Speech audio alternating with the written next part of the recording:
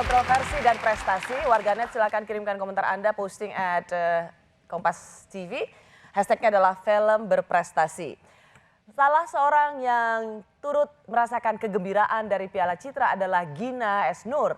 Ia menyabet penghargaan sebagai penulis skenario terbaik di film Dua Garis Biru. Dan film Dua Garis Biru ini juga dinobatkan sebagai film terpuji di ajang Festival Film Bandung. Selamat malam Mbak Gina. Selamat malam. Aduh selamat ya, pecahin rekor sepanjang sejarah. Menyabet Piala Citra 2 untuk penulis skenario yang asli maupun yang adaptasi. So congratulations Gina Nur. Terima kasih. Benar ya, nggak ada sepanjang sejarah ya? Yang dua nggak ada. Mbak Gina, Anda juga hari ini dinobat film Dua Garis Biru itu dinobatkan juga sebagai kata atau yang paling dicari, film yang paling dicari sepanjang 2019 gitu. Menurut Anda mengapa orang mencari kata film Dua Garis Biru? Mungkin karena penontonnya anak muda ya. Kalau bingung pasti Google gitu. Tapi yang jelas sih film ini tuh memang banyak diapresiasi dan dibicarakan gitu. Pertama mungkin karena isunya, itu sesuatu yang umum sekali di Indonesia ngomongin kehamilan di luar nikah. Terus pada saat itu soal usia pernikahan anak gitu. Terus kemudian yang anak mudanya merasa kalau mereka membutuhkan film ini karena belum ada benar-benar membicarakan mengapa kita perlu sekali membicarakan seksualitas secara terbuka, terutama di hubungan seksual sebelum siap. Ya. Gitu. Mengapa saya dudukan Mas Garin dan Mbak Gina berdua di meja ini? Karena Anda memiliki nasib yang serupa. Tapi tak sama. Tapi tak sama. Karena filmnya sama-sama dipetisikan supaya dihentikan. Cuman mungkin Mbak Gina tidak sampai seberat Mas Garin dibubarkan nobarnya. Mbak Gina juga dianggap film ini melegalkan atau mensupport seks bebas. Anda dihujat di dalam negeri waktu itu. Tapi justru Anda mendapat penghargaan. Bahkan film Anda akan dibahasa Inggris kan? Akan tayang di mana aja? Yang jelas sekarang sudah tayang di Singapura, Malaysia, sama Brunei, sama Kamboja. Wow. Kita lihat trailernya seperti apa film Dua Garis Biru. Kamu ngapain? Nekain aja tuh Pak. Baris. Iya Pak, iya Pak. Baris. Jor, tangan tangan sekarang.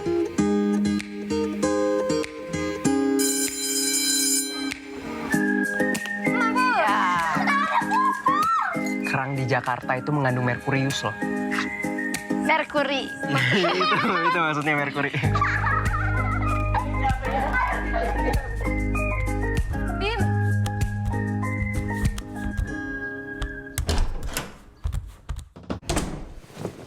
Kamu jangan bilang siapa-siapa ya, Bin.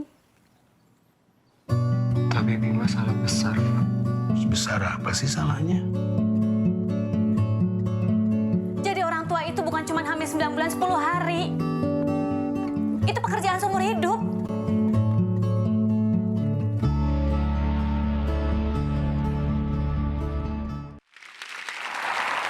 Dua Garis Biru. Mungkin orang nggak langsung tahu waktu itu apa. Tapi itu ternyata tentang garis biru tes pack ya, tes kehamilan ya. Orang baru lihat trailernya dan langsung rame-rame protes waktu itu ya Mbak Gina. Sebenarnya yang protes dikit sih, cuma 50. Habis itu kemudian yang ikut petisinya 50 biar ngelawan. Habis itu yang bikin petisi minta maaf. Jadi kalau ada kontroversi kayak malu ngomong Mas Garin.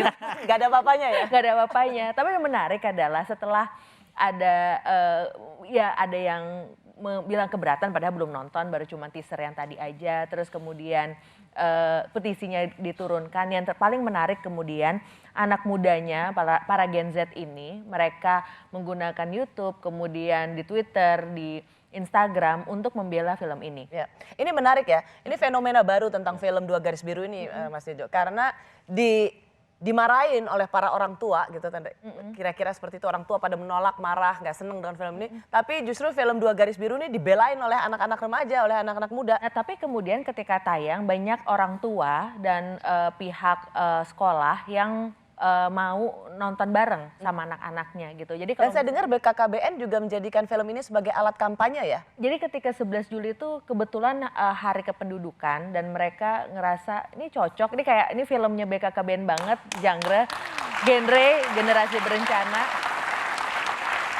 Tapi justru memang sejak awal saya terus produsernya Pak Parwes dari Star Vision sama Wahana Kreator itu tidak mau film ini tuh disusupi sama iklan ataupun pemerintah atau siapapun. Ini benar-benar ya surat cintanya kita terhadap ya parenting, kesalahan di keluarga dan bagaimana kita berusaha untuk melihat kesempatan kedua dari sebuah kesalahan gitu. Justru kita tidak bisa melihat sesuatu yang kita tidak ketahui gitu seperti seks atau seksualitas dengan rasa takut dulu. Justru kita harus melihatnya. Atau sembunyi-sembunyi. Atau sembunyi-sembunyi gitu. Karena yang terjadi malah ya gitu banyak orang yang seperti orang-orang yang belum nonton apalagi kayak nonton filmnya langsung takut duluan atau ya baru teasernya udah bikin petisi dan kemudian malu sendiri gitu.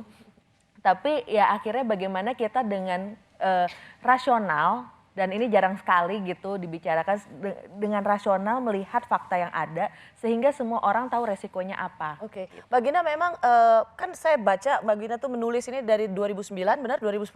Ya. Dan kemudian baru lanjut lagi 2018. Jadi Betul. it takes like 8-9 years ya, 9 tahun untuk menyelesaikan tulisan Anda untuk film Dua Garis Biru ini. Apa yang membuat Anda begitu lama meloloskan rasa itu? Sebenarnya ketika di awal nulis draft 1 itu tuh baru punya anak.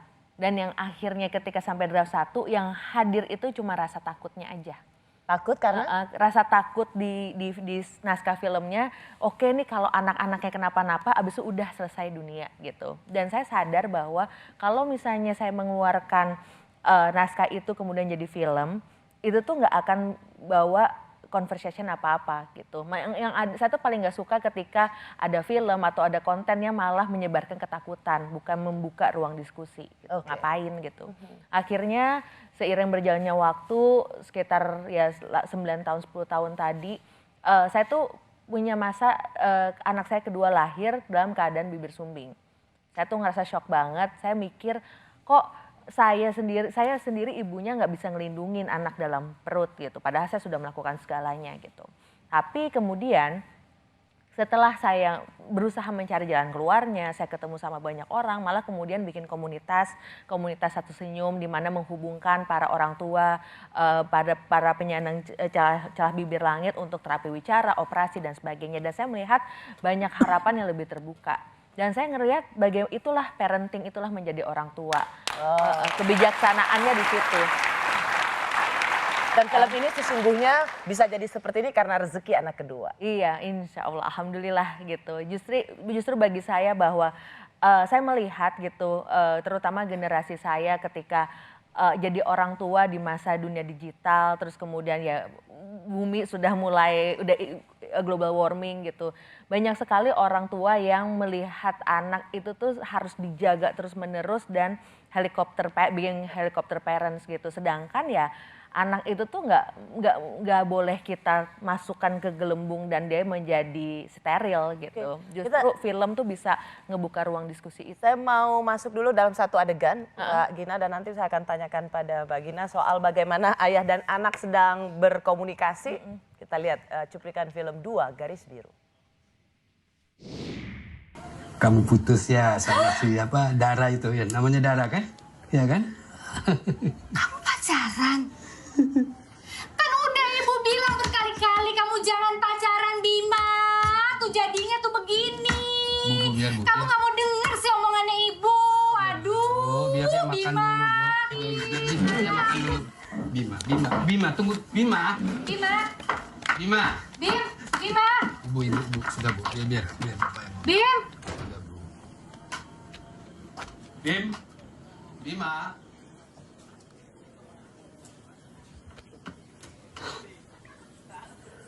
Jadi anak cowok itu jangan mau nangis gara-gara cewek. Bapak malu kalau kamu cengeng kayak gitu. Bima yang salah, Pak. Kamu masih sayang sama dia. Gampang kalau gitu.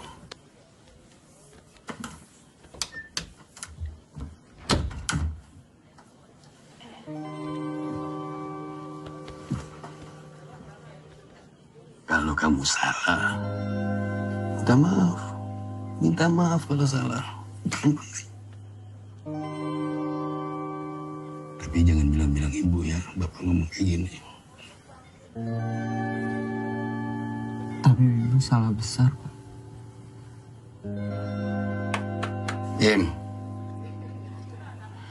Kalau sudah jodoh, nggak akan kemana.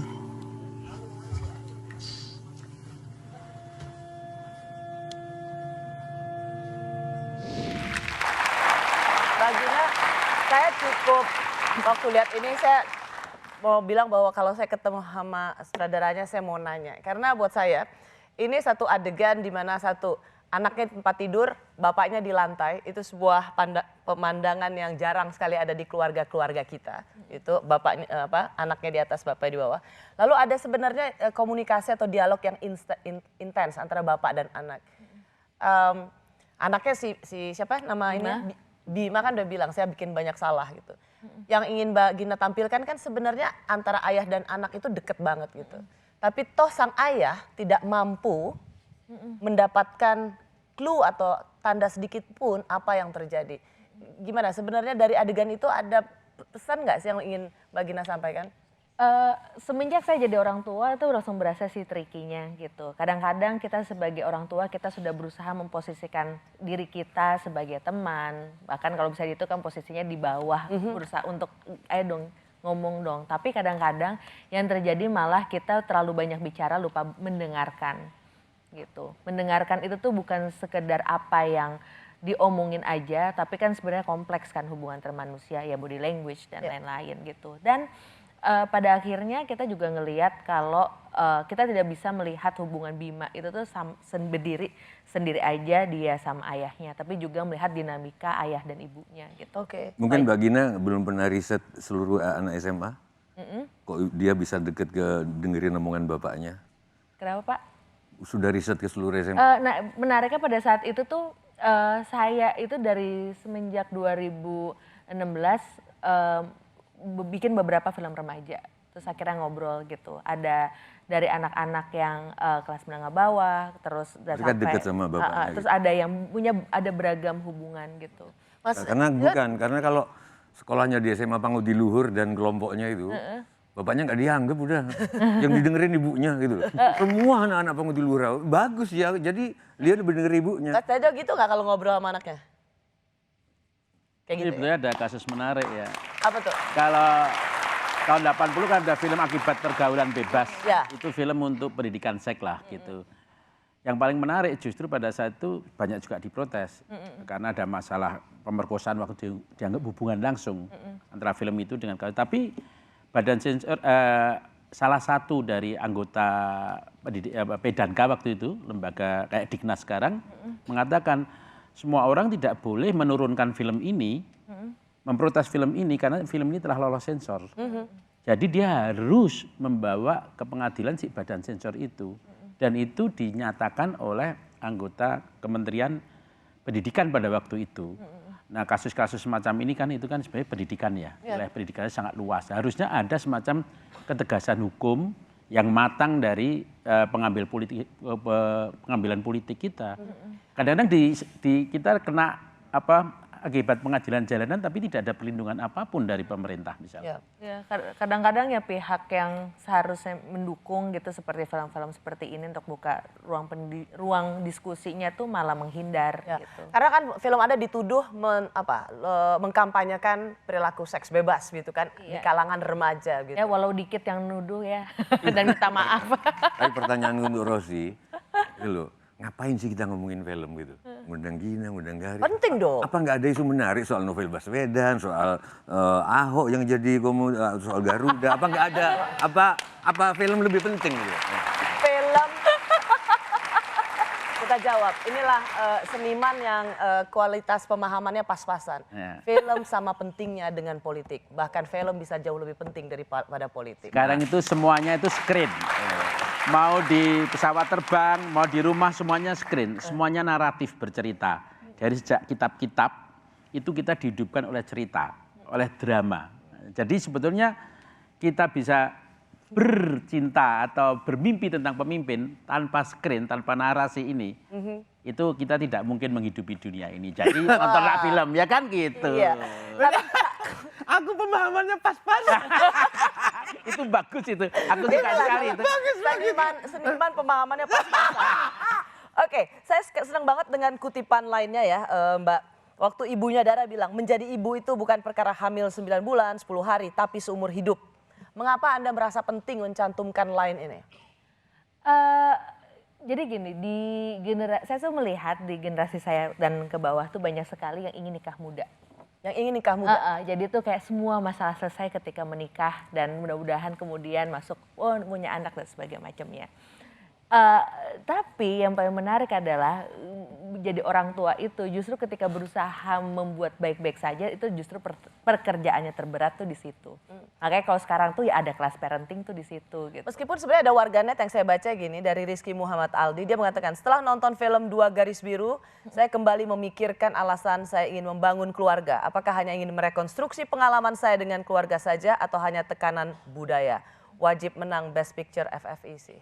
Jadi bahkan juga ada yang berpikir itu apakah menikah hanya bagian dari tekanan budaya gitu. Iya, exactly. Jadi ya sebenarnya kan kembali ke berpikir secara rasional tadi, ya kita apakah ketika ingin melakukan sesuatu sudah berpikir matang, sudah tahu semua resikonya atau belum gitu. Saya suka juga dengan kutipannya kayak gini, ibunya Dara, kamu pikir jadi orang tua itu gampang, saya saja gagal jadi orang tua. Apakah ini memang Anda lihat bagian dari realita para orang tua zaman now? Gagal atau pas-pasan ya? Siapa yang sedang ada bidik? Apakah bisa saya aja sebagai orang tua gagal? Apakah kegagalan orang tua itu juga parameternya anaknya hamil di luar nikah? Tapi exactly, itu sebenarnya yang mau digugat ketika dengan ada dialog itu. Kan dialog kan tidak berdiri sendiri kan, dia ada konteksnya kapan karakter itu bicara gitu. Jadi ketika jadi ibunya Dara awalnya berpikir begitu, tapi kemudian seiring perjalanan dia bisa melihat ya harapan lain dari perjalanan ini. Gitu. Aku boleh nantang gini Boleh, gak? boleh. Gini. Di wayang itu ada yang lakon sangat terkenal, Dewi Kunti, dia punya anak, terus anaknya itu dibuang Adipati Karna yang membesarkan Kurawa. Kelak di dalam Baratayuda dia berhadapan dengan Pandawa. Terus ditanya, Karno, kamu itu anakku. Besok menjelang perang Baratayuda, jawabnya Karno menarik. Ibu, Kunti dengan segala hormat, ibu itu apa? Ibu adalah perempuan yang melahirkan aku. Mohon maaf tidak, Ibu. Ibu adalah perempuan yang merawat dan membesarkan, aku adalah Kurawa. Aku tantang bikin naskah seperti itu. Definisi ibu, bukan perempuan yang melahirkan, tapi yang merawat dan membesarkan. Ya udah, Sudah. yain aja. Nah, Yain tapi paling menarik adalah mungkin Mas juga Tejo bisa nonton 2 Garis Biru. Nonton dulu sebelum jadi orang jadi tua yang biar baik. tahu, mungkin tantangannya mungkin bisa terbaca setelah nonton. Tapi tahun ini kalau lihat ya tema ya, kalau dulu tahun-tahun 70-80 tentang apa yang broken home gitu.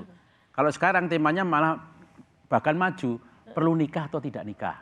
Itu menjadi diskusi yang terbuka sekali. Jadi setiap film, setiap periode itu membawa ruang pesannya terbuka. di zamannya masing-masing. Iya, betul. Pesan zaman. Ya, Mas Jowo Tejo pesannya adalah Anda harus nonton 2 Garis Biru supaya tidak saja menjadi ayah yang baik tapi juga jadi Dari suami mana dia punya data bahwa dia nonton? Dari mana? Coba dari Ya kan mana? saya mungkin, makanya tinggal jawab udah atau belum. Udah nonton? Chill pas chill. Itu urusan saya. Apa saja yang menjadi keberatan dan mereka menolak film Kucumbu Tubuh Indahku dan 2 Garis Biru, kami kembali saat lagi.